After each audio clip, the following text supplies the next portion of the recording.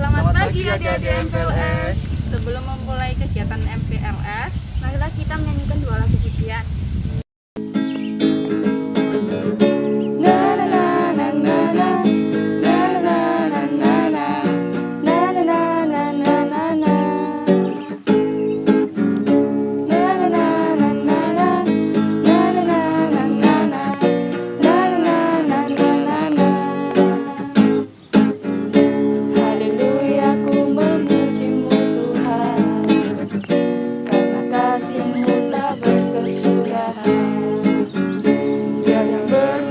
Memuji Sang Raja di atas gunung dan di dalam samudra.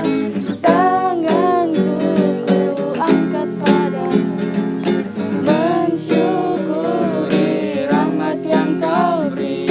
Kakiku melompat bagimu, sebab rahmat-Mu baru setiap pagi.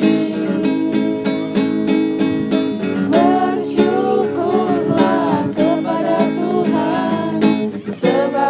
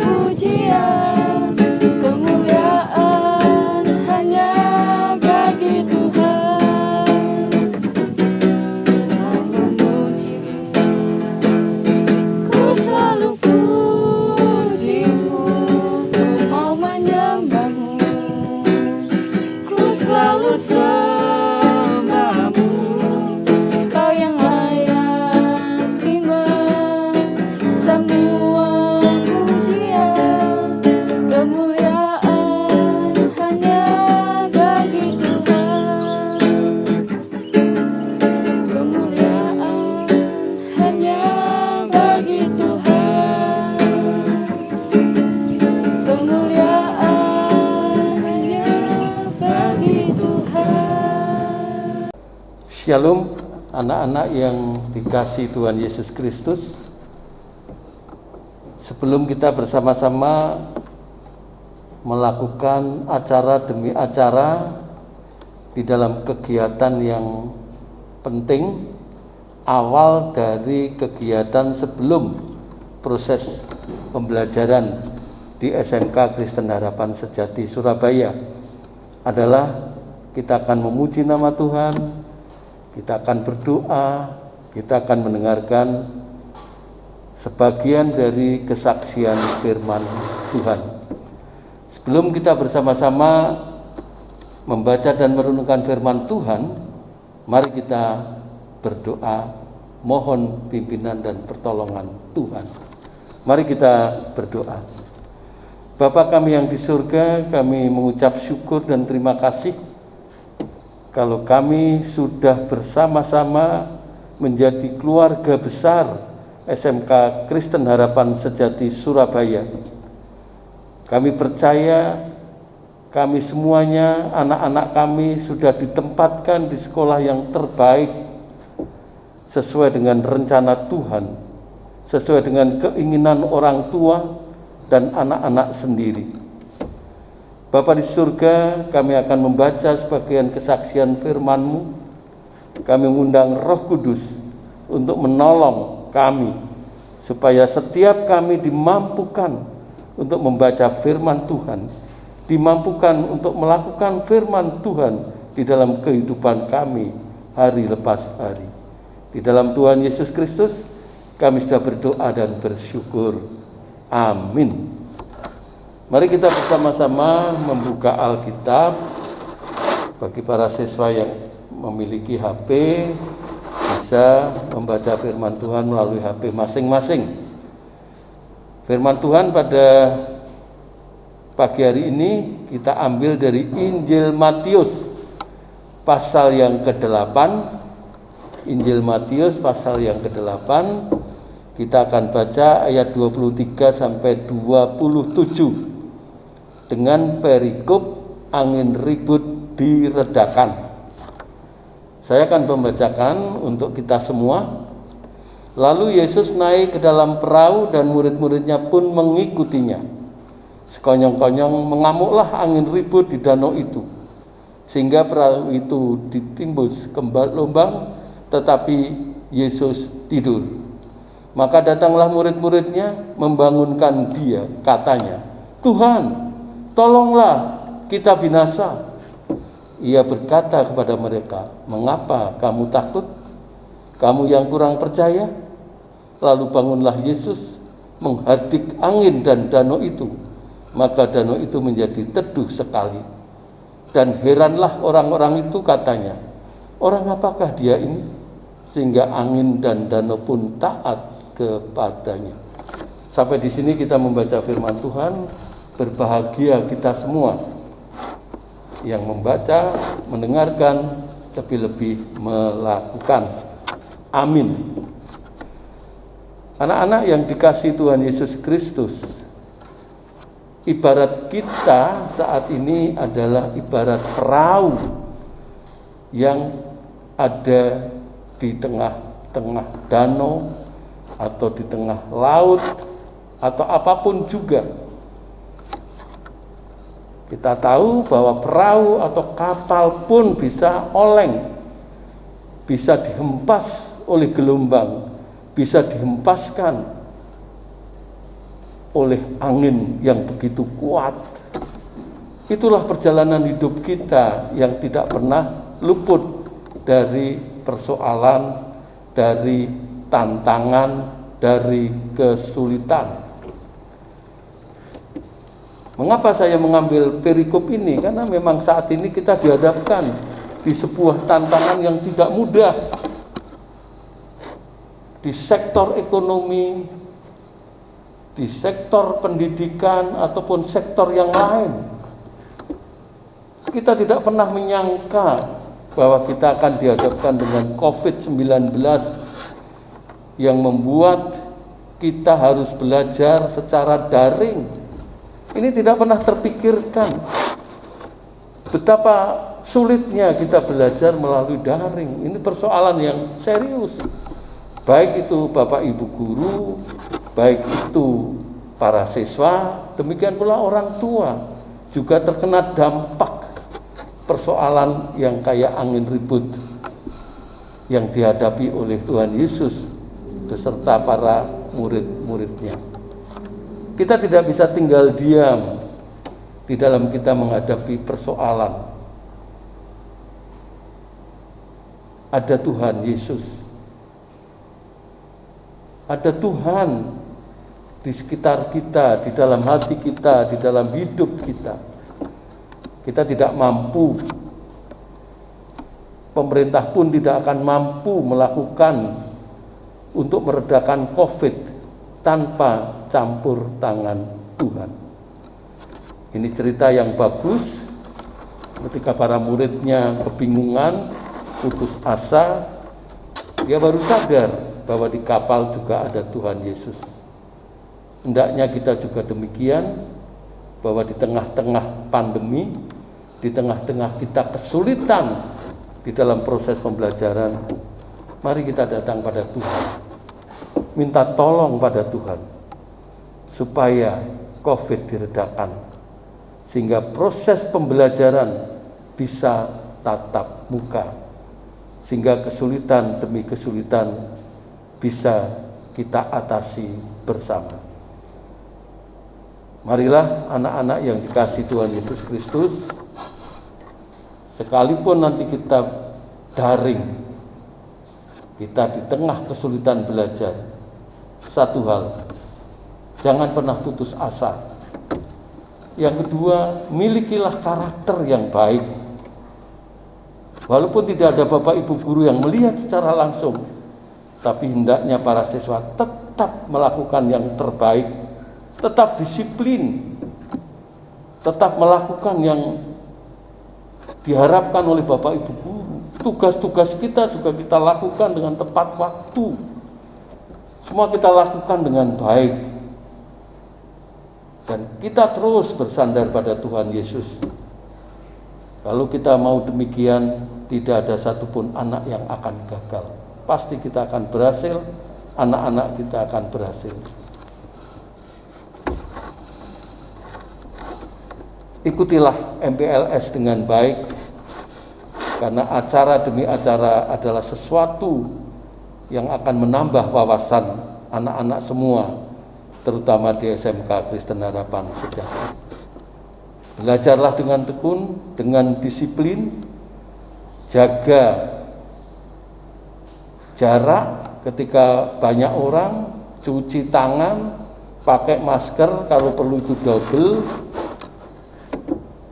untuk terus kita menjaga kesehatan kita dan kita bisa belajar dengan baik. Tuhan memberkati. Amin. Mari kita tutup dalam doa. Terima kasih Tuhan Yesus untuk firman Tuhan pada pagi hari ini. Kiranya kami semua boleh diingatkan, lebih-lebih anak-anak kami, ketika menghadapi berbagai persoalan, khususnya di bidang pendidikan, di dalam proses pembelajaran. Kami percaya Tuhan tidak akan meninggalkan kami, tidak akan pernah meninggalkan anak-anak kami. Tuhan yang akan terus menolong anak-anak kami, jauhkan dari sakit penyakit, berikanlah kedisiplinan, berikanlah ketekunan, berikan karakter yang baik, sehingga anak-anak kami memasuki pembelajaran yang baru ini dengan sukacita, dan nanti anak-anak kami semuanya boleh berhasil untuk naik kelas, boleh berhasil terus di kemudian hari. Terima kasih Bapa. Ampunkanlah segala kekurangan dan dosa-dosa kami. Di dalam Tuhan Yesus Kristus kami sudah berdoa dan mengucap syukur. Amin. Selamat mengikuti MPLS. Tuhan memberkati. Selamat pagi anak-anak siswa-siswi kelas 10 SMK Kristen Harapan Sejati. Ibu ucapkan selamat atas keberhasilan kalian untuk bisa masuk ke sekolah kami ini, bergabung bersama dengan kita semua, dan Ibu yakin kalian sudah tidak sabar untuk menghadapi tantangan yang ada di depan bersama dengan para pendidik dan teman-teman kalian semua. Ibu kali ini ingin mengucapkan selamat datang di masa pengenalan lingkungan sekolah atau MPLS tahun ajaran 2021-2022 yang karena faktor pandemi corona ini harus dilakukan secara daring. Ibu yakin ini tidak akan mengurangi antusiasme kalian untuk memulai tahun ajaran baru, dan Ibu juga yakin ini juga tidak akan mengurangi kesenangan kalian untuk bisa berjejaring bersama dengan teman-teman walaupun belum pernah bertatap muka, tapi secara online ya, melalui WA misalnya. Ibu yakin kalian bisa menjalin sebuah pertemanan yang luar biasa. Oke?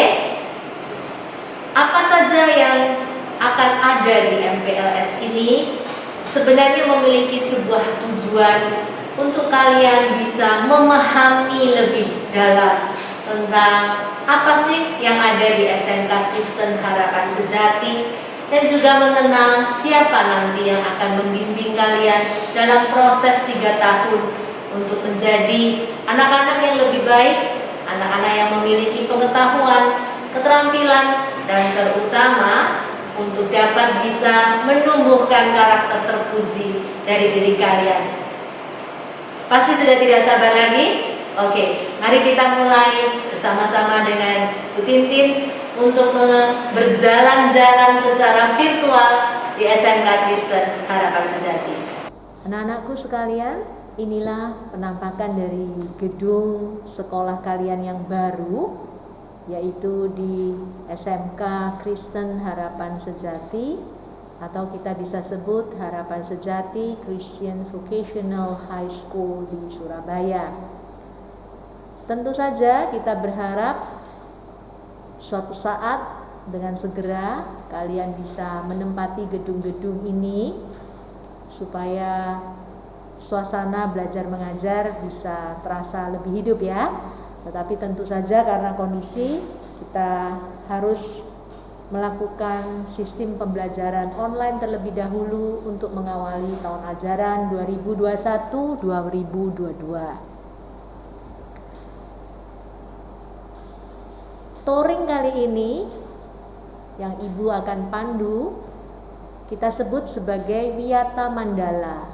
Ya, artinya sebuah pembelajaran, sebuah perjalanan untuk melihat sudut-sudut sekolah dan apa yang terjadi di dalam sekolah agar kalian bisa memahami lebih jauh lagi mengenai sekolah kalian ini.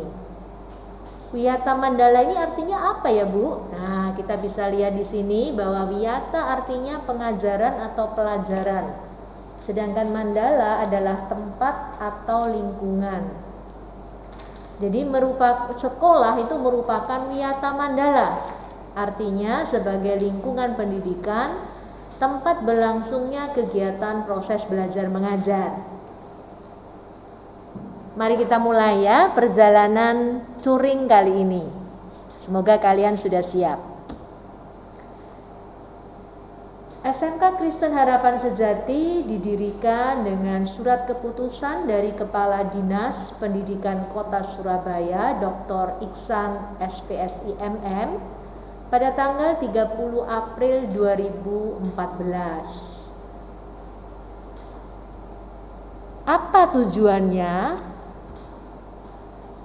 Visinya atau goalnya adalah menjadi lembaga pendidikan yang berkualitas dan berkomitmen kuat dengan didasarkan kasih Kristus, sehingga dapat mengentaskan dan mentransformasi anak-anak dari keluarga prasejahtera menjadi pribadi yang berkarakter unggul, berkompetensi tinggi, dan siap menghadapi tantangan global. Kalian tentunya berasal dari berbagai latar belakang keluarga. tidak perlu merasa rendah diri atau minder dengan kondisi keluarga yang kalian miliki. Kita di sini bersama-sama dengan teman-teman dan para pendidik yang lain akan bergandengan tangan untuk membangun sebuah jembatan menuju masa depan yang lebih baik, masa depan yang lebih cerah. Syaratnya hanya satu, kalian harus mau membuka hati dan pikiran kalian sehingga menjadi lahan yang subur untuk bisa ditanami dengan berbagai pengetahuan, keterampilan, dan pendidikan karakter yang unggul. Bagaimana caranya? Cara untuk mencapai goal atau visi itu tadi adalah disebut sebagai misi. Misi adalah cara untuk meraih tujuan atau visi. Yang pertama adalah membentuk peserta didik sebagai pribadi yang mandiri, kreatif, tangguh, rendah hati, dan takut akan Tuhan. Kemandirian, kreativitas, ketangguhan, takut akan Tuhan adalah salah satu poin yang perlu kalian miliki, terutama dalam masa pembelajaran daring ini. Kalian harus menjadi pribadi yang mandiri dan kreatif ketika berhadapan dengan proses belajar yang banyak kali harus kalian habiskan di rumah sendirian, mungkin tanpa bantuan dari orang tua bahkan, untuk mengerti pembelajaran. Guru-guru di sini akan sangat terbuka untuk bisa membantu kalian. Tentunya kalian membutuhkan satu kepercayaan diri, ya, jangan takut-takut untuk menghubungi guru-guru yang membidangi pelajaran yang kalian anggap sulit untuk meminta penjelasan yang lebih mendalam. Rendah hati ini juga sangat diperlukan dan takut akan Tuhan terlebih lagi. Apapun prestasi kalian, apapun kompetensi yang nanti kalian dapatkan, tentu harus dilandasi dengan kerendahan hati dan keinginan untuk memuliakan Tuhan. Itu poin yang pertama. Poin yang kedua, caranya adalah menghasilkan sumber daya manusia yang berkompeten dalam bidangnya. Yang ketiga, mempersiapkan peserta didik atau kalian semuanya memasuki dunia usaha, dunia industri, perguruan tinggi, dan mampu bersosialisasi dengan lingkungan di sekitar. Ini sangat penting karena nantinya banyak dari kalian setelah belajar bersama di sekolah selama 3 tahun, kalian akan banyak yang ingin terjun langsung ke dunia kerja. Ada juga sebagian yang ingin kuliah. Kita akan mempersiapkan kalian di sini untuk bisa menghadapi tantangan di dunia kerja maupun di perguruan tinggi.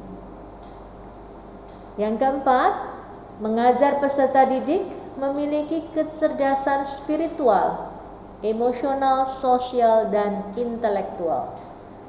Dan yang kelima, mendidik peserta didik mengasihi Tuhan dan sesama manusia.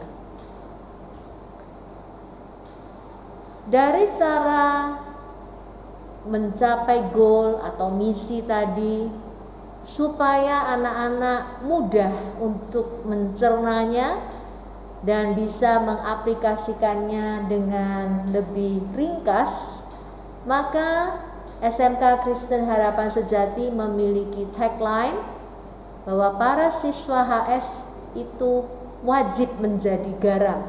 Jadilah garam. Garam ini merupakan akronim dari generasi yang berakar di dalam Kristus, antusias bertumbuh secara intelektual, ya, walaupun dalam masa daring ini tidak ada alasan untuk tidak antusias, tidak ada alasan untuk tidak bersemangat untuk belajar. Kemudian juga rajin mengembangkan potensi diri, aktif menjadi teladan di lingkungan sekitar.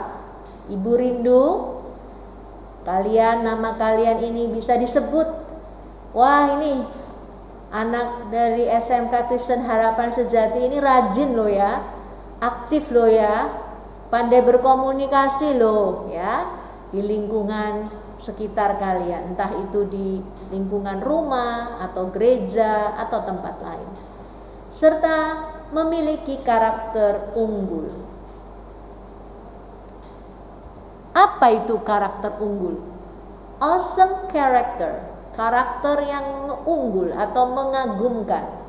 Itu ada 7 poin. 7 poin ini kalian akan tumbuh kembangkan secara maksimal di sekolah ini. Kita ingin menumbuhkan 7 hal ini. Mengapa? 7 hal ini sangat penting untuk kalian miliki sebagai dasar ketika terjun di dunia kerja maupun di jenjang pendidikan yang lebih tinggi. Yang pertama adalah integrity atau integritas. Kejujuran harus mulai dipupuk dari sekarang.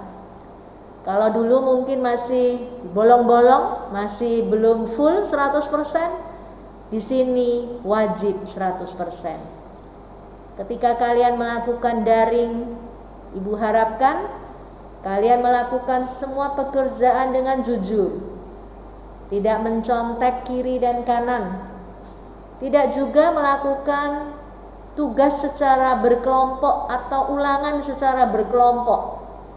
Padahal sebenarnya harusnya individu. Misalnya, akan ada tim guru yang secara sidak atau mendadak datang ke beberapa rumah kalian untuk melihat bagaimana cara kalian mengerjakan ulangan atau ujian sebagai bagian untuk menumbuhkan integritas ini. Yang kedua adalah responsibility and competence, rasa tanggung jawab dan kompetensi. Yang ketiga, willingness to do extra miles. Ya, willingness to do extra miles ini apa?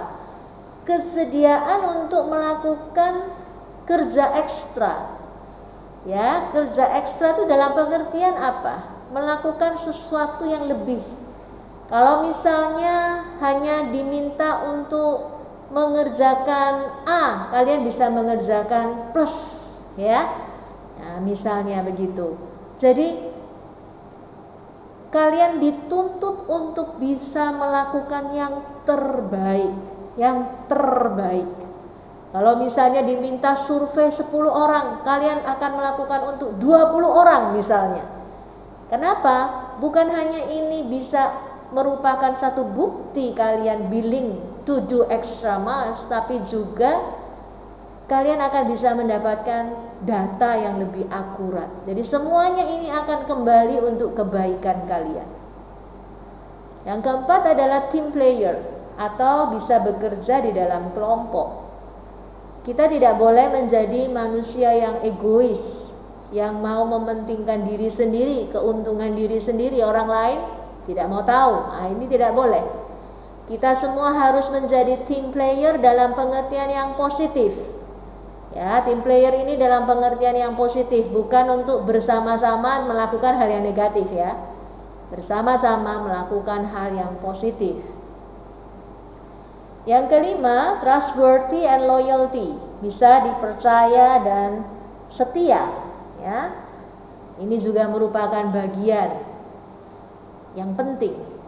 Yang keenam, kreativitas, dan yang ketujuh, kemampuan melakukan reflection, ya, reflection, kemampuan melakukan refleksi pada diri sendiri, apa yang sudah baik, apa yang masih harus perlu ditingkatkan, sehingga kita mempunyai open-mindedness, kemampuan membuka pikiran bahwa saran-saran yang diberikan yang baik itu perlu didapatkan untuk pertumbuhan karakter yang terpuji.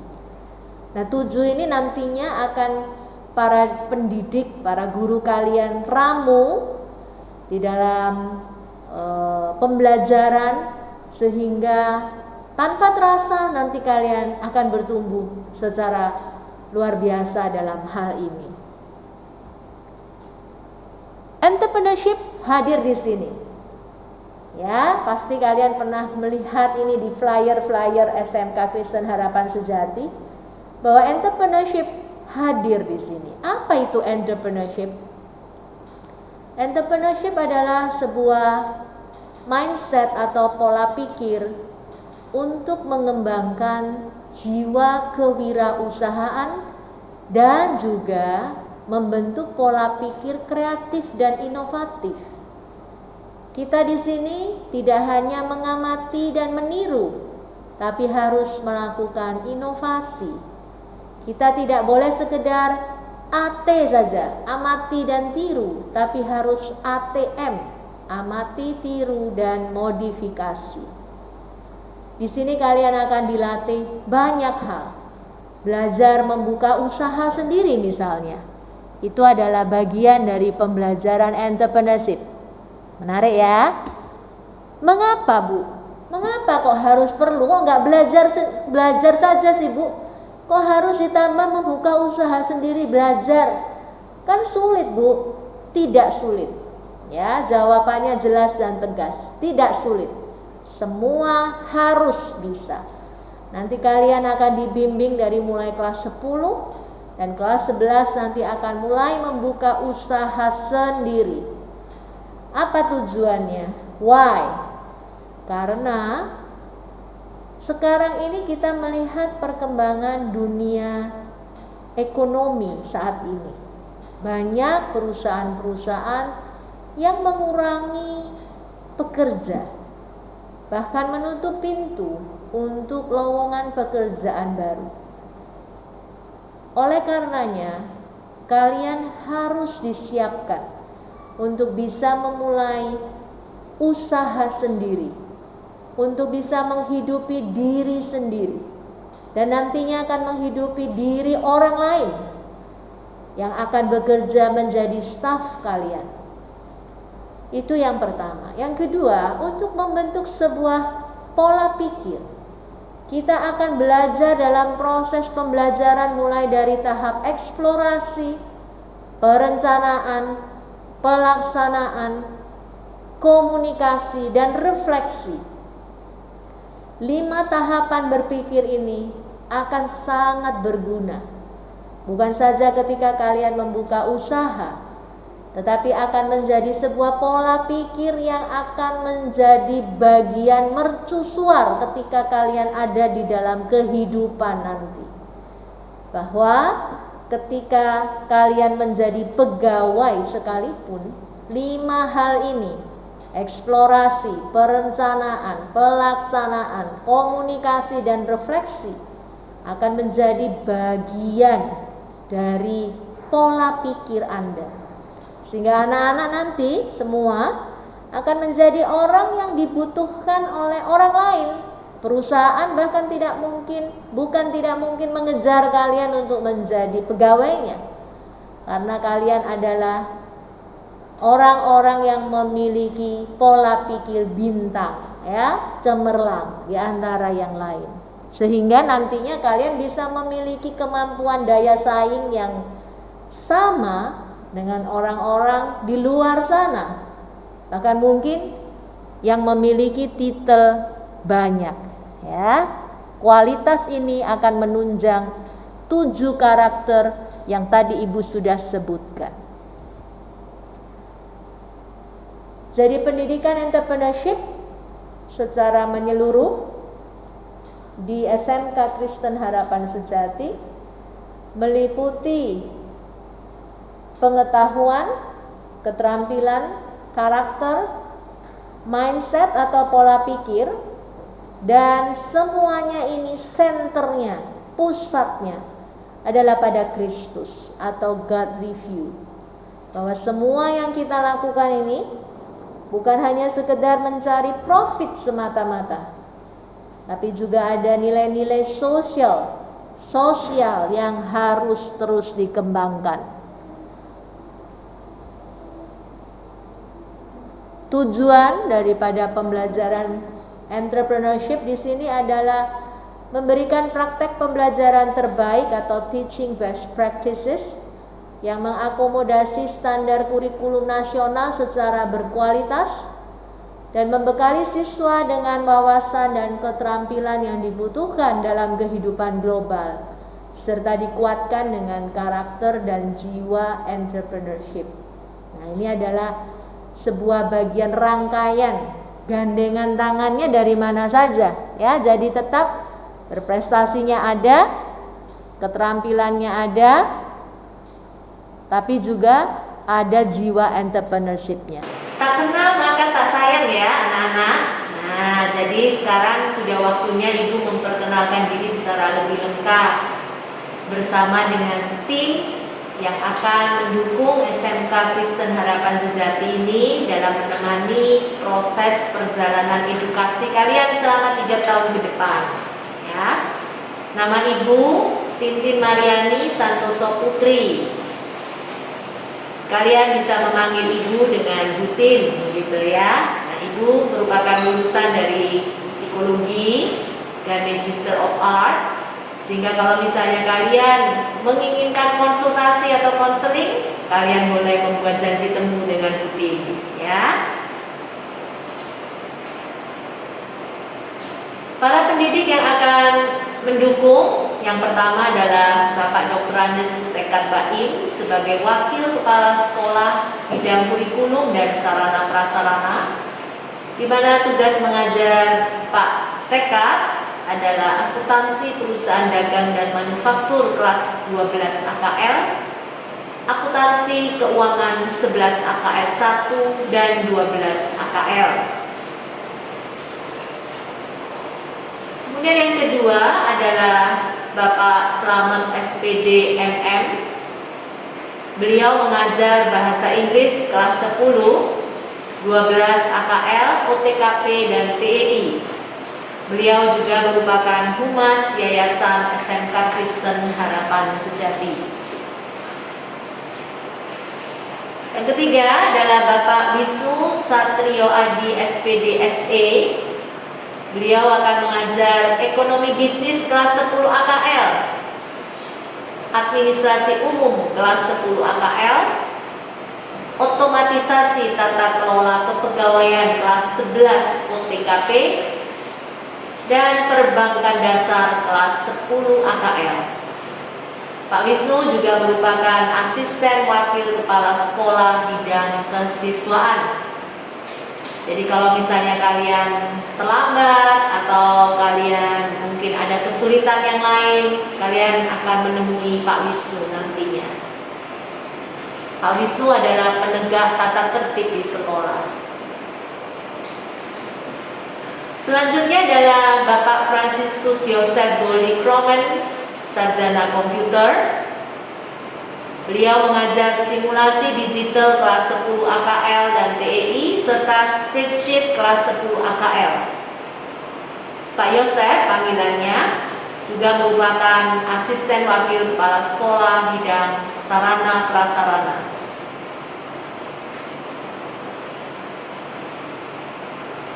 Berikut adalah Ibu Mustika SEMPD dengan tugas mengajar akuntansi dasar kelas 11 AKL 2, praktikum akuntansi perusahaan jasa dan dagang kelas 11 AKL, dan praktikum akuntansi lembaga atau instansi pemerintah kelas 11 12 AKL.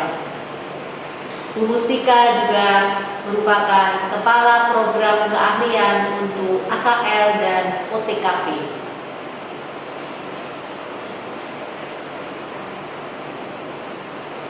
Selanjutnya Bapak Arif Budi, sarjana teknik, sarjana pendidikan dan magister pendidikan, dengan tugas mengajar matematika kelas 10 AKL 3 dan kelas 11 TEI AKL OTKP serta kelas 12 AKL, serta fisika kelas 10 TEI.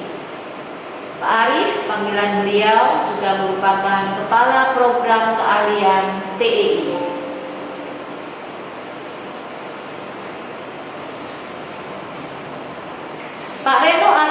Putra, sarjana pendidikan, adalah kepala tata usaha kita.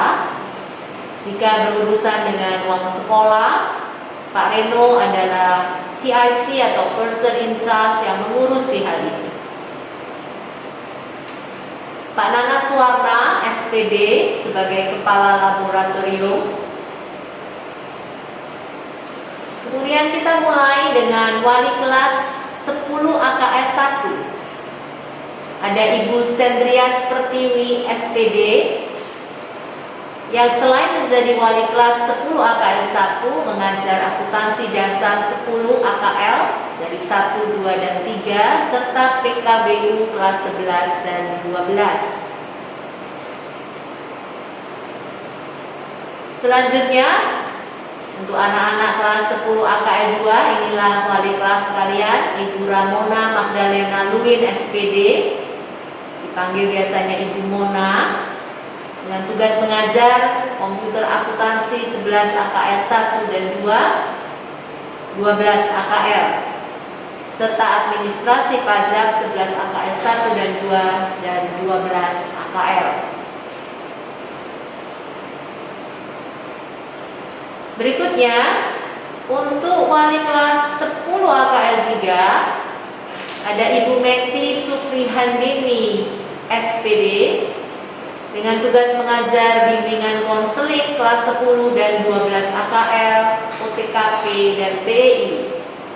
Beliau juga merupakan ketua BKK, di mana selain sebagai pusat konseling dan atau konsultasi, nantinya untuk urusan hal perkuliahan dan kerja maupun magang ditangani oleh Ibu Meti. Kemudian untuk wali kelas 10 TI ada Pak Yohanes Sihombing, SPD, dengan tugas mengajar bengkel dan gambar teknik 10 TI. Kemudian yang kedua, dasar listrik dan elektronika 10 TI, pembuatan, perbaikan, dan pemeliharaan peralatan elektronika kelas 12 TI, dan penerapan rangkaian elektronika 12 TI.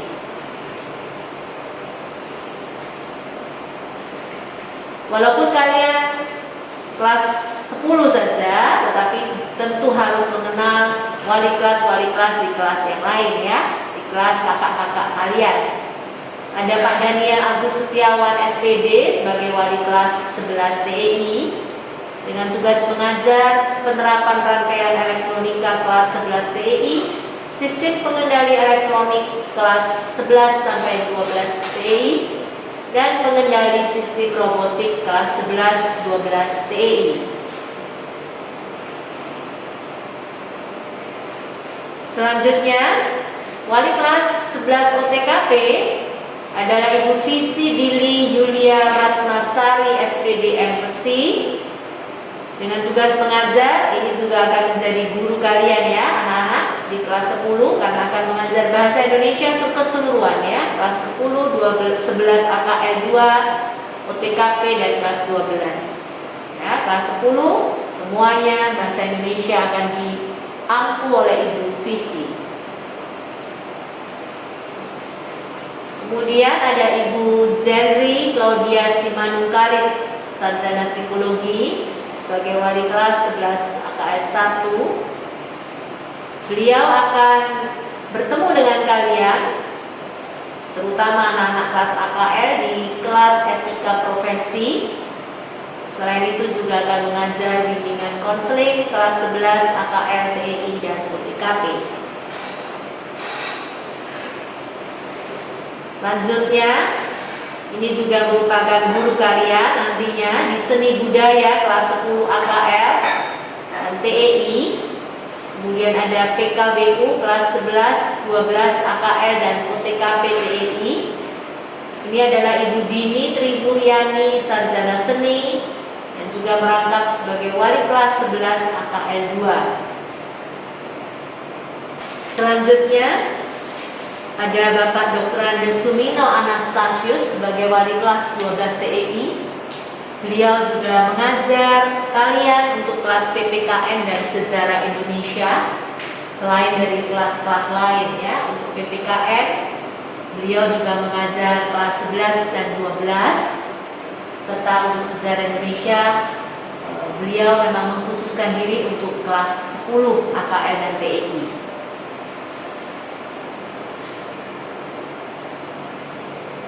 Lanjut, Ibu Ica Albertongek, STH, sebagai wali kelas 12 AKL.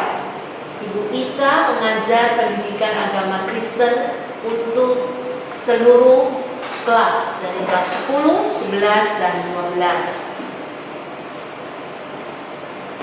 Ibu Maria Keti Jawa, SPD, sebagai wali kelas 12 OTKP, mengajar otomatisasi tata kelola Sarpras kelas 11 dan 12 OTKP, otomatisasi tata kelola humas dan keprotokolan kelas 11 dan 12 OTKP, serta otomatisasi tata kelola kepegawaian kelas 12 OTKP.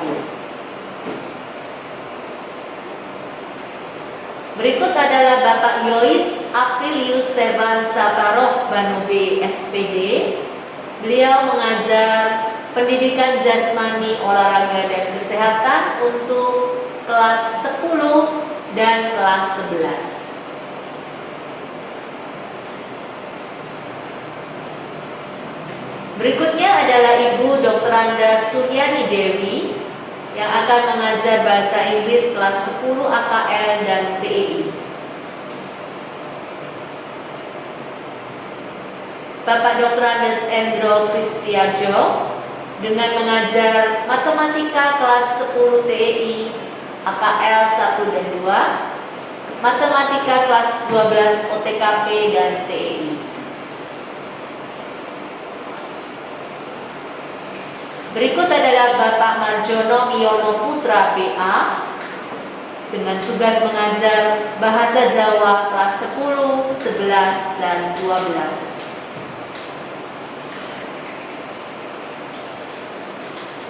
Selanjutnya, Ibu Dr. Anda Nelsa Tumata akan mengajar administrasi keuangan kelas 11 dan 12 OTKP. Ibu Miske Marni Ratu, SPB, dengan tugas mengajar bahasa Indonesia kelas 11 AKL 1 dan TEI. Ibu Dr. Anda Ninon Aryesiani Nantanagara akan mengajar IPA untuk kelas 10 AKL dan Kimia kelas 10 TEI. Bapak Insinyur Sugeng Harjanto dengan tugas mengajar teknik pemrograman microprosessor kelas 10 TEI dan microprosessor dan microcontroller kelas 11 TEI. Ibu Esmeralda Margaret Tampi sebagai staf tata usaha, ini akan kalian temui ketika berhadapan dengan hal-hal yang bersifat administrasi ataupun SPP.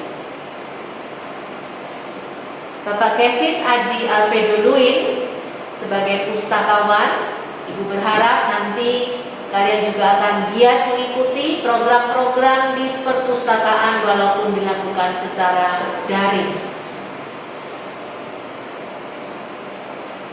Tentu saja sekolah kita tidak akan mungkin bisa berjalan dengan baik tanpa kehadiran para supporting staff yang menjaga kebersihan dan ketertiban di sekolah kita.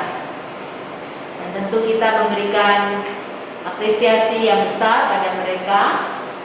Dan ini adalah Bapak Ibu yang membantu sekolah kita bisa berjalan dengan lancar, dengan indah, dan dengan tertib, yaitu Bapak Foster Rafael Suitela sebagai office boy, Bapak Agus Triyono, office boy, dan Ibu Agustin Louis Margaret Usmani sebagai office girl, serta tidak lupa Bapak Doni Bagus Nugroho sebagai security yang menjaga keamanan bersama.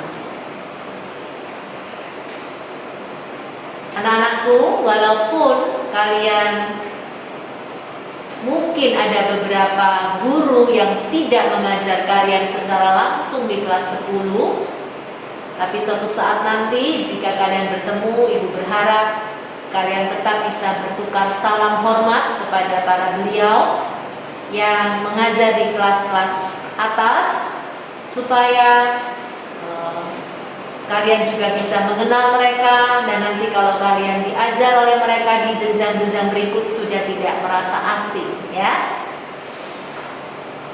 Dan akhir kata, setelah Ibu memperkenalkan seluruh rekan-rekan pendidik yang akan mendukung proses berjalannya pembelajaran di SMK Kristen Harapan Sejati tahun pelajaran 2021-2022, Ibu berharap kalian bisa beradaptasi dengan baik. Ibu mengucapkan selamat berprestasi. Ibu menunggu prestasi-prestasi kalian dan sukses menjalani tahun ajaran ini dengan Tuhan Yesus yang akan menaungi dan memberkati. Terima kasih. Sampai ketemu lagi di waktu yang lain. Selamat pagi anak-anak, Shalom.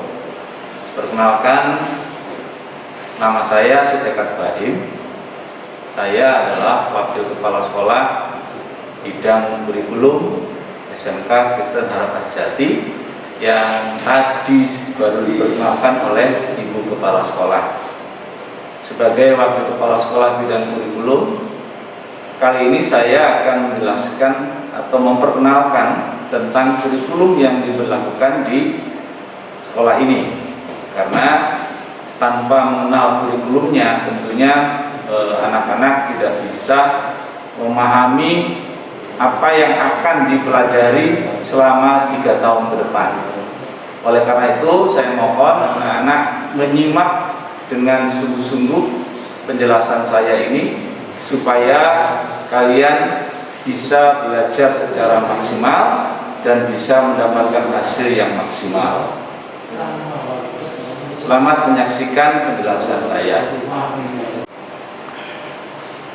Oke, mari kita sama-sama belajar tentang kurikulum yang diberlakukan di SMK Kristen Harapan Sejati.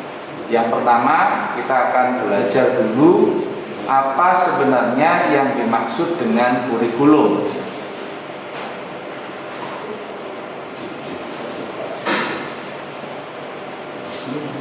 Kurikulum merupakan seperangkat rencana dan sebuah pengaturan berkaitan dengan tujuan, isi, bahan ajar, dan cara yang digunakan sebagai pedoman dalam menyelenggarakan kegiatan pembelajaran untuk mencapai tujuan pendidikan nasional.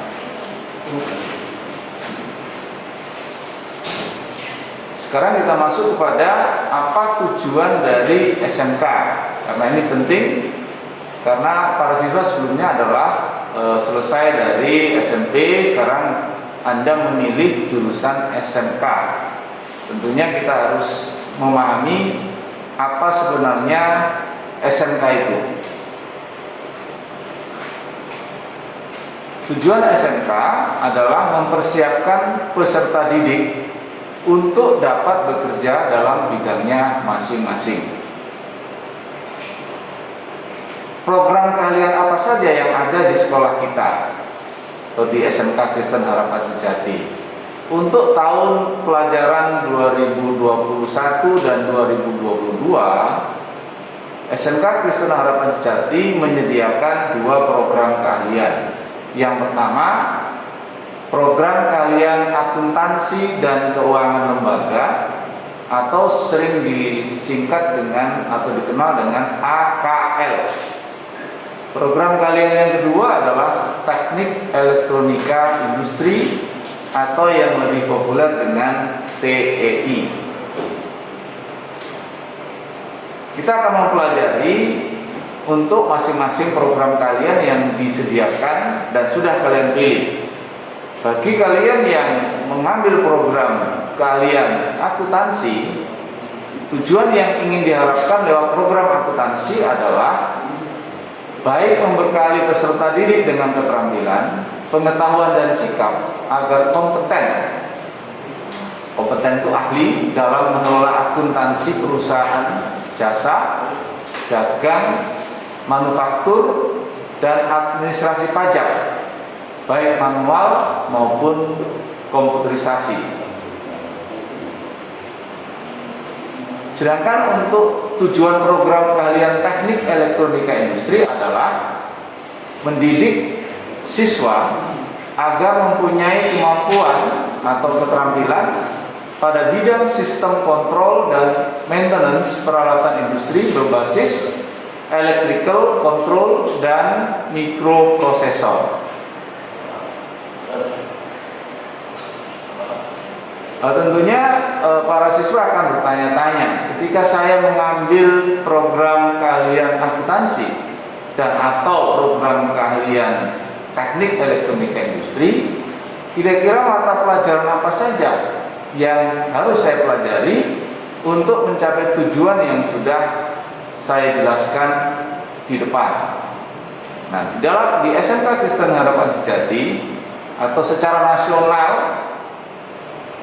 struktur kurikulum SMK dibagi menjadi 3 bagian, yaitu kelompok A, kelompok B, dan kelompok C. Kelompok A dan B itu untuk seluruh program keahlian sama. Sekali lagi, untuk kelompok A dan B, seluruh SMK se-Indonesia itu sama. Oleh karena itu, baik untuk akuntansi maupun teknik elektroindustri, kelompok A dan B ini mata pelajarannya sama. Yang pertama adalah pendidikan agama dan budi pekerti. Itu kalau di situ ditulis 3, berarti itu 3 jam per minggunya. Kemudian yang kedua akan belajar pendidikan Pancasila dan Kewarganegaraan atau PPKN dengan jumlah jam per minggunya 2 jam. 3 bahasa Indonesia 4 jam per minggu, matematika 4 jam, sejarah Indonesia 3 jam, dan bahasa Inggris 3 jam per minggunya. Kemudian kelompok B atau sering dikenal dengan muatan kewilayahan, ini ada 3 mata pelajaran, yaitu seni budaya 3 jam per minggu. Yang kedua adalah pendidikan jasmani, olahraga, dan kesehatan atau disingkat dengan PJOK 2 jam per minggu, serta muatan lokal yaitu bahasa Jawa per minggunya adalah 1 jam. Sekarang kita masuk kepada kelompok C, peminatan untuk baik akuntansi maupun untuk teknik elektronika industri. Untuk yang pertama kita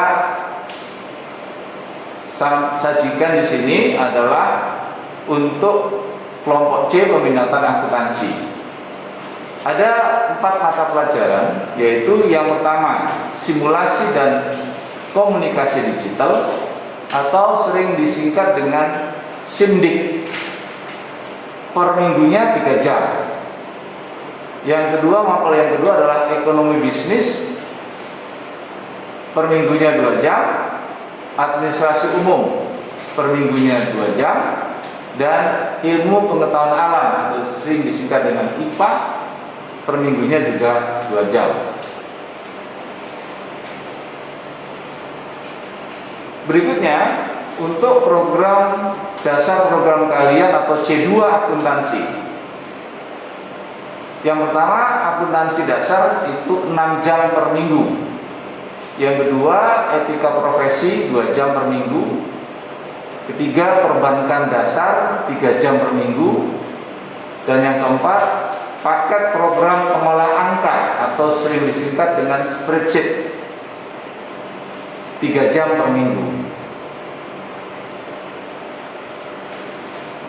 Selanjutnya paket keahlian akuntansi atau C3. Ini ada 6 pelajaran, 6 mata pelajaran yang mulai dengan praktek akuntansi perusahaan jasa, dagang, dan manufaktur. Itu di kelas 11 6 jam per minggu, di kelas 12 7 jam per minggu. Yang kedua praktikum akuntansi lembaga atau instansi pemerintah, di kelas 11 itu 4 jam, di kelas 12 juga 4 jam per minggu. Yang ketiga, akuntansi keuangan. Di kelas 11 itu 6 jam, kelas 12 juga 6 jam. Komputer akuntansi di kelas 11 5 jam, kelas 12 juga 5 jam. Administrasi pajak mulai kelas 11 juga masing-masing 3 jam per minggu. Dan yang terakhir, produk kreatif dan kewirausahaan atau sering disingkat dengan PKWU. Itu juga dimulai dari kelas 11 dengan jumlah jam pelajarannya adalah 5 jam per minggu. Demikian untuk program kalian dari akuntansi dan keuangan lembaga. Selanjutnya kita akan melihat struktur kurikulum dari kelompok C, program teknik elektronika industri. Kita masuk dengan C1 atau dasar bidang keahlian. Itu ada 3 mata pelajaran. Yang pertama simulasi digital atau SIMDIK, itu 3 jam. Kemudian fisika 3 jam dan kimia 3 jam per minggu. Selanjutnya kita masuk ke kelompok C2 atau disebut dengan dasar program keahlian. Yang pertama bengkel dan gambar teknik 5 jam per minggu. Yang kedua dasar listrik dan elektronika 5 jam per minggu.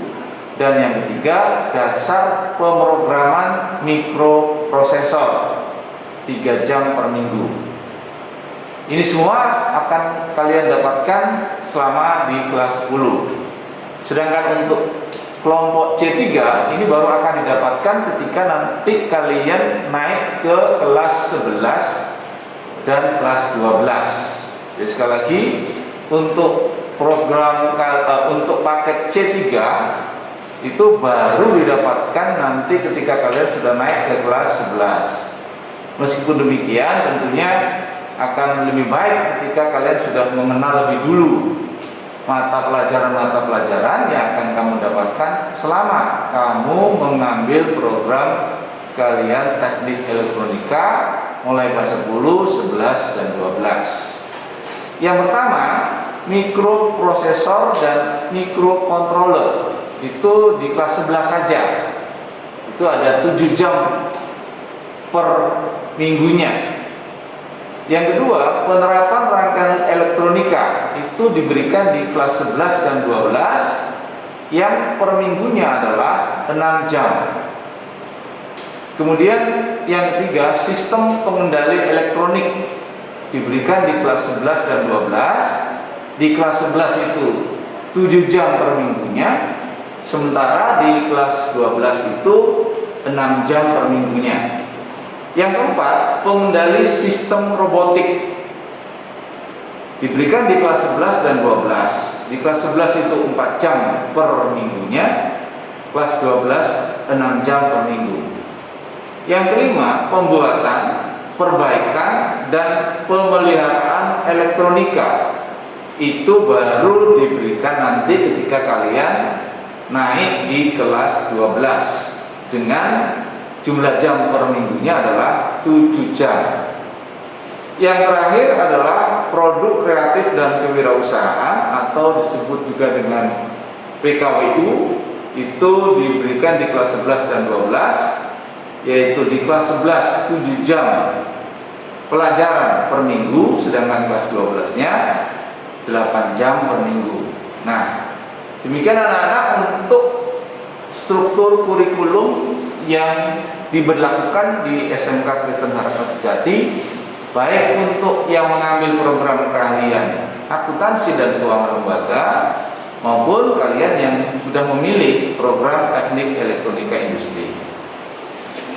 Saya berharap kalian betul-betul menyimak dan kalau perlu kalian catat ya struktur ini supaya nanti ketika kalian masuk dalam proses pembelajaran, baik nanti mungkin secara daring, online, ataupun mungkin nanti tatap muka atau luring, kalian sudah tahu mata pelajaran apa yang harus dipelajari dan kalian bisa mempersiapkan diri.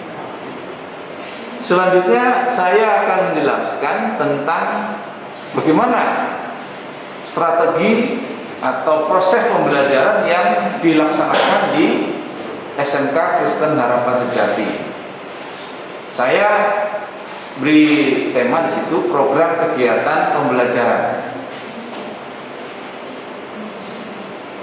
Yang pertama ada kegiatan kurikuler, ya kurikuler, yaitu kegiatan-kegiatan yang mensupport akademis, ya.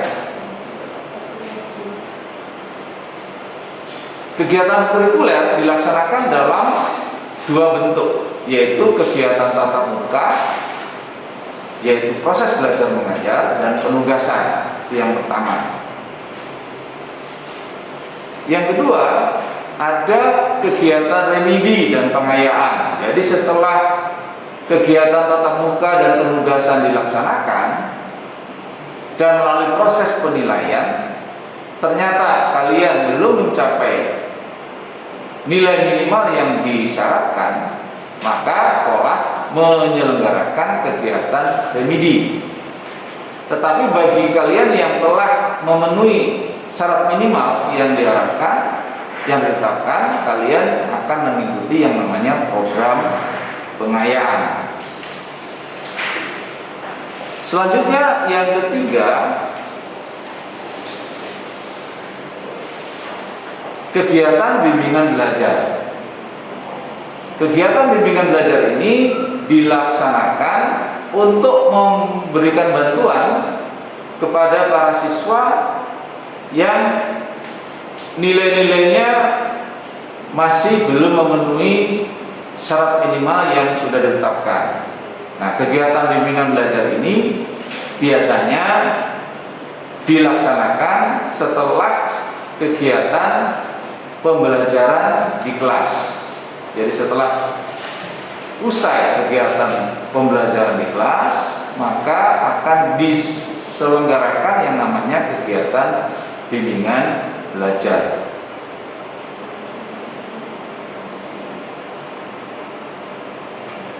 Dan yang terakhir yaitu kegiatan praktek kerja industri atau disingkat dengan prakrin.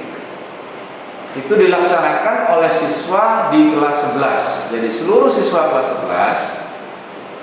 11 itu pada bulan Januari biasanya diwajibkan untuk melaksanakan praktek kerja industri atau istilah umum magang di perusahaan selama 3 bulan.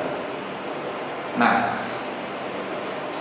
kegiatan praktek ini merupakan salah satu syarat wajib untuk seluruh siswa kelas 11. Wajib diikuti, hukumnya wajib, ya. Kenapa? Kalau nanti kalian dalam melaksanakan praktek kerja industri ini dianggap tidak berhasil, maka sekalipun nilai akademis kalian baik, kalian tidak bisa naik ke kelas 12. Jadi sekali lagi, praktek kerja industri ini dilaksanakan wajib untuk kelas 11 dan wajib berhasil. Karena kalau tidak berhasil, maka tidak akan bisa naik ke kelas 12.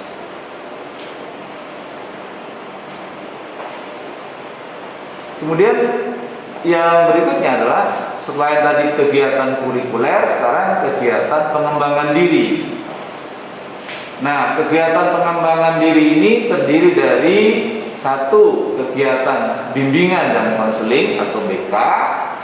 Kami menyediakan program ekstrakurikuler yaitu pramuka wajib.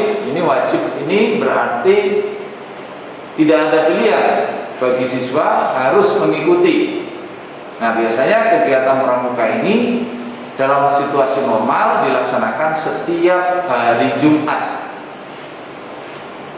Yang kedua, ekstrakurikuler basket.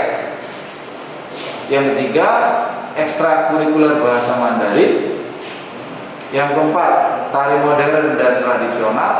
Yang kelima, paduan suara. Yang keenam, futsal. Yang ketujuh, character building. Wajib hukumnya juga wajib karakter building ini. Dan yang ke-8 adalah entrepreneurship, yang mulai tahun ini entrepreneurship itu tidak sebagai kegiatan ekstrakurikuler tetapi menjadi kegiatan intrakurikuler. Artinya masuk sebagai mata pelajaran, terkecuali untuk kelas 10 TI. Ya, untuk kelas 10 TI memang akan kita masukkan sebagai kegiatan ekstra wajib. Karena di kelas 10 TI tidak ada mapel yang mendukung kegiatan entrepreneurship. Entrepreneurship itu kewirausahaan. Sedangkan untuk kelas 10 AKL ada mata pelajaran yang bisa mengajarkan tentang entrepreneurship, yaitu di mata pelajaran ekonomi bisnis. Sedangkan TI tidak punya. Oleh karena itu kegiatan entrepreneurship ini untuk kelas 10 TI itu kita masukkan sebagai program kegiatan ekstrakurikuler wajib.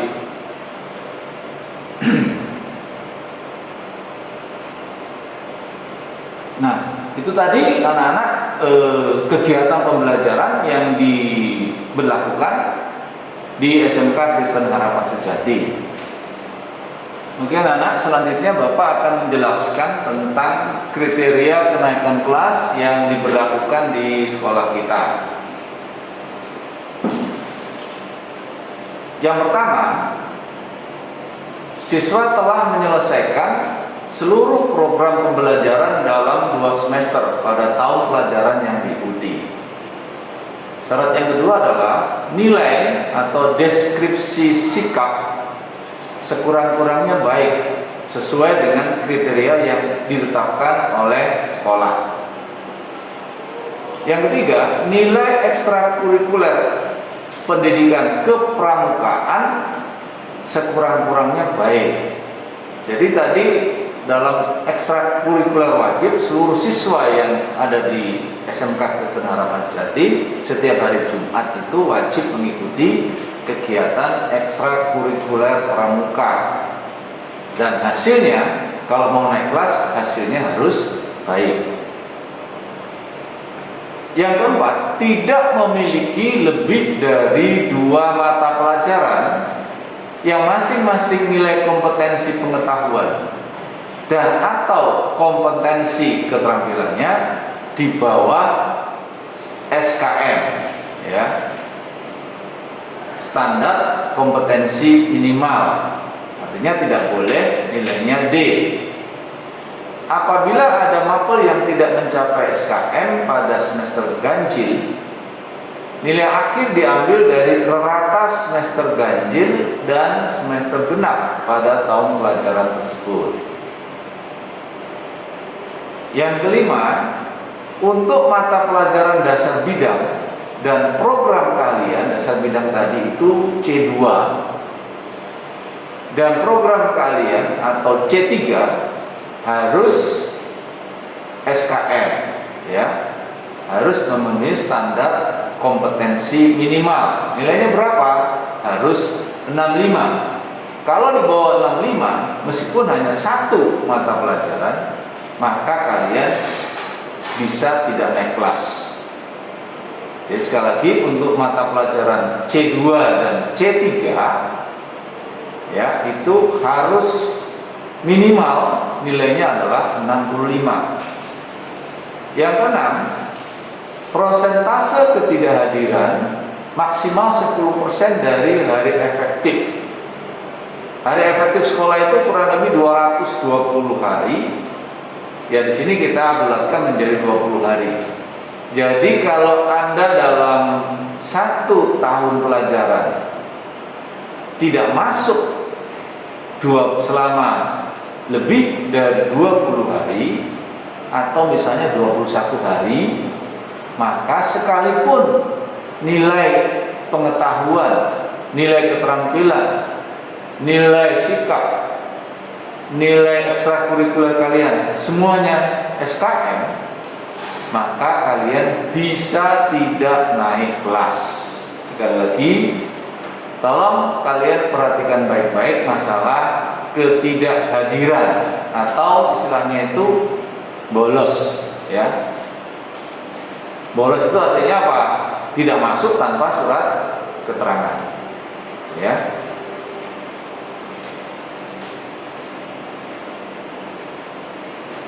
Demikian tadi syarat-syarat kenaikan kelas yang perlu Anda ketahui dan dipahami supaya kalian tidak ada yang tidak naik kelas. Selanjutnya, saya akan menjelaskan tentang bagaimana penilaian atau assessment yang dilaksanakan di SMK. Tentunya ini berbeda dengan ketika kalian di SMP. Ya, kita harus belajar sama-sama. Yang pertama, di SMK itu ada 3 macam penilaian, yaitu afektif, sikap, ada 2, sikap spiritual dan sikap sosial. Kemudian ada kognitif, pengetahuan, ya, dan yang ketiga ada psikomotor atau keterampilan, ya. Jadi ada 3 aspek yang dinilai di SMK. Sikap itu ada 4. Yang pertama, sikap terhadap materi pelajaran, sikap terhadap guru atau pengajar, sikap terhadap proses pembelajaran. Jadi ketika kalian dalam proses pembelajaran itu, bagaimana kalian sikap kalian. Dan yang terakhir, yang keempat, sikap berkaitan dengan nilai atau norma yang berhubungan dengan suatu materi pelajaran. Itu nilai sikap yang dimaksud dengan sikap.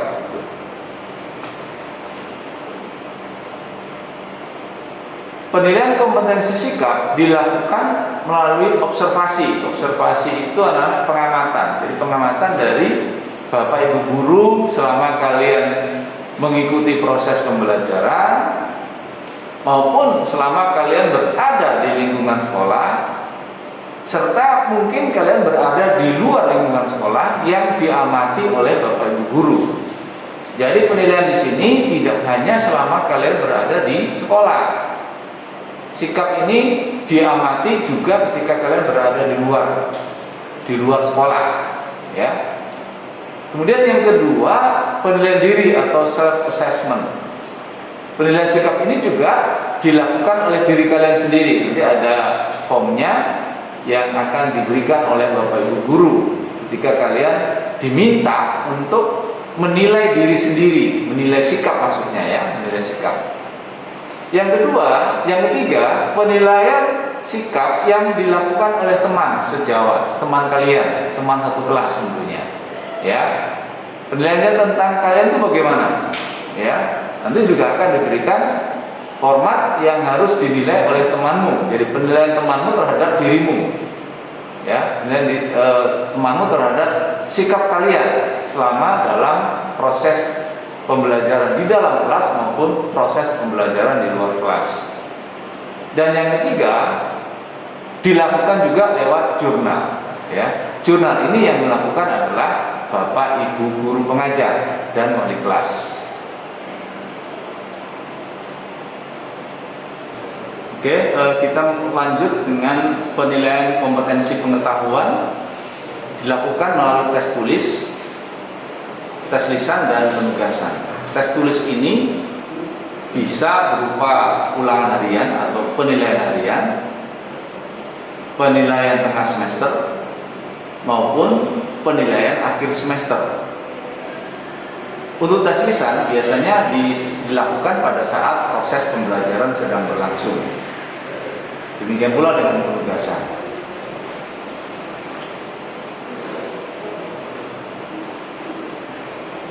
Penilaian kompetensi keterampilan dilakukan melalui pengamatan kinerja yang meminta peserta didik mendemonstrasikan kompetensi tertentu melalui praktik, proyek, atau portofolio. Jadi penilaian keterampilan itu bisa dilakukan lewat 3 cara, yaitu lewat praktik, umumnya lewat praktik, proyek, dan atau portofolio. Yang kedua, instrumen penilaian keterampilan berupa daftar cek, checklist, atau skala penilaian, rating scale, disertai rubrik. Jadi ada rubriknya. Ketika kalian ingin mencapai hasil maksimal, itu berarti kalian harus mencapai seperti yang sudah disyaratkan dalam rubrik maksimal. Yang ketiga, project adalah tugas yang meliputi kegiatan perancangan, pelaksanaan, dan pelaporan yang harus diselesaikan dalam waktu tertentu. Yang keempat, portofolio merupakan kumpulan karya seseorang dalam bidang tertentu yang bersifat reflektif dan integratif.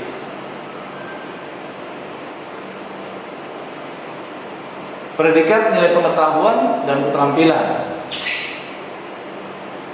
untuk mapel muatan nasional atau mapel kelompok A dan kelompok B, itu predikatnya adalah A+ jika nilainya itu lebih kecil atau sama dengan 95. Nilai predikatnya menjadi A apabila nilainya 90 sampai 94, A- 85 sampai 89, B+ 80 sampai 84, B 75 sampai 79, B- 70 sampai 74, C 60 sampai dengan 69. Sedangkan jika kurang dari 60, maka predikat untuk nilai muatan nasional dan kewilayahan adalah D. Sementara untuk yang mapel dasar bidang dan program kalian atau C2 dan C3, maka nilai minimal yang harus dicapai adalah 65. Jika kurang dari 65, maka akan mendapat predikat D. Ini rentang nilai yang harus kalian capai.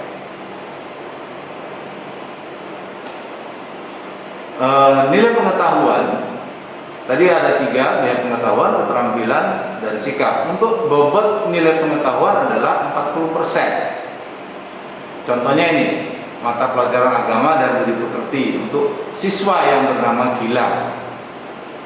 Nilai hariannya untuk pengetahuan ini KD1 di 76, KD2 78, KD3 80, dan seterusnya. Rata-ratanya nilai hariannya adalah 78. Nilai tengah semester itu 80. Maka di situ ada nilai akhir semester 85, maka nilai realnya adalah 85. Itu cara menghitung nilai pengetahuan dengan bobot 40%. Kemudian nilai keterampilan ada praktik, project, dan portofolio. Untuk Gilang, nilai praktiknya mendapatkan nilai 80, projectnya 75, portofolionya 75, maka nilai rata-ratanya adalah 77. Dari 80 tambah 75 tambah 75 dibagi 3. Predikatnya adalah B, dari predikatnya berhubungan dengan apa yang tadi sudah kita pelajari. Untuk nilai sikap, tadi persyaratan utamanya adalah harus punya nilai sikap B, nilai minimalnya, ya, yang diukur melalui 3 alat tadi. Yang pertama adalah observasi, yang kedua adalah penilaian diri, yang ketiga adalah penilaian teman sejawat.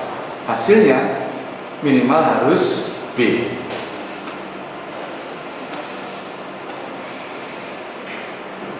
Sekarang berikutnya pengolahan nilai rapor. Nilai rapor itu terdiri dari pengetahuan dan keterampilan. Ya. Nilai pengetahuan bobotnya 40%, nilai keterampilan bobotnya 60%. Jadi setelah dapat nilai pengetahuan, rata pengetahuan tadi, kemudian kita dapatkan juga nilai keterampilannya yang terdiri dari 3 tadi, itu dijumlah, maka hasil akhirnya adalah nilai rapor. Nilai pengetahuan diberi bobot 40%, nilai keterampilan diberi 60%.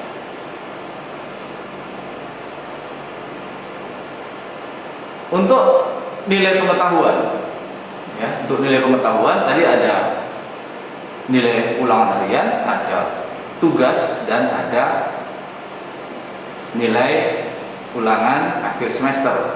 Cara menghitungnya adalah rata-rata nilai penilaian harian atau ulangan harian ditambah rata-rata nilai tugas ditambah 2 kali nilai PAS. Jadi di sini anak-anak jangan sampai kalian melalaikan tugas, karena nilai tugas itu bobotnya sama dengan ulangan harian. Jadi kalau Bapak Ibu guru memberi tugas, ya harus segera diselesaikan dan dikumpulkan sesuai dengan yang diminta oleh guru kalian. Karena dengan demikian kalian akan meringankan beban kalian ketika kalian harus mengikuti ulangan harian, karena ulangan itu atau penilaian harian itu lebih berat daripada tugas. Kenapa lebih berat? Karena tugas itu kan kalian bisa lihat catatan di buku, catatan di mana saja ya kalian bisa dapatkan informasinya. Tetapi kalau penilaian harian kan kalian tidak bisa melihat catatan kalian, bergantung dari pengetahuan yang sudah ada dalam pikiran kalian. Oleh karena itu Pak Tekad sarankan kalian jangan sampai melalaikan mengumpulkan tugas, karena nilai tugas ini sangat membantu kalian di dalam mendapatkan nilai maksimal ya. Ini jadi pengalaman yang lalu karena daring banyak siswa yang melalaikan tugas, sehingga ya ada siswa yang terpaksa tidak naik kelas karena nilainya tidak memenuhi syarat sebagai akibat dari melalaikan tugas-tugas yang diberikan oleh Bapak Ibu guru. Penilaian sikap spiritual. Spiritual itu berarti berkaitan dengan keyakinan kita, ya. Menghargai dan menghayati ajaran agama yang dianut. Kemudian penilaian sikap sosial. Sikap sosial itu berkaitan dengan jujur, disiplin, tanggung jawab, toleransi, gotong royong, santun, dan percaya diri. Ini yang berkait ranah daripada penilaian sikap sosial. Jadi ada jujur, 1, 2 disiplin, 3 tanggung jawab, 4 toleransi, 5 gotong royong, dan 5 santun serta percaya diri. Nilai-nilai karakter dalam penguatan pendidikan karakter yang tadi ada integritas, terdiri dari kesetiaan, anti korupsi, keteladanan, keadilan, dan menghargai martabat manusia. Religius, nasionalis, mandiri, dan gotong royong. Nah, kelima, pendidikan karakter ini akan diberikan secara lengkap mulai dari kelas 10 sampai dengan kelas 12. Jadi nilai-nilai karakter inilah yang nanti akan dievaluasi atau dinilai oleh Bapak Ibu guru maupun wali kelas lewat proses pembelajaran yang kalian jalani selama kalian menjadi siswa SMK Kristen Harapan Sejati.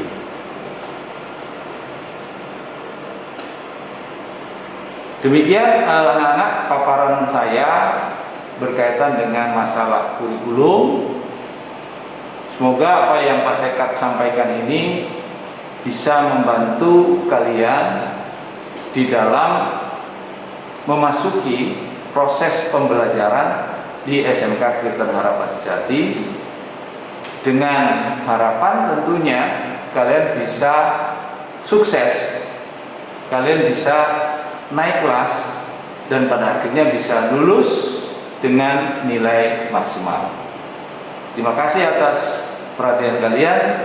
Sampai bertemu di dalam kegiatan pembelajaran secara offline atau luring. Terima kasih.